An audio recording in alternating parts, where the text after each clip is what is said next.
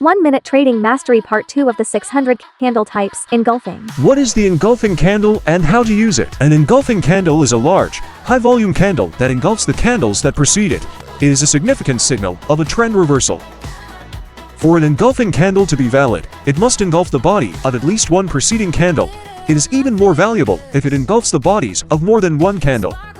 When you encounter an engulfing candle, there's a high probability of a trend reversal. First, look for further confirmation, then determine your entry zone. You can use Fibonacci for both the entry zone and the take profit zone.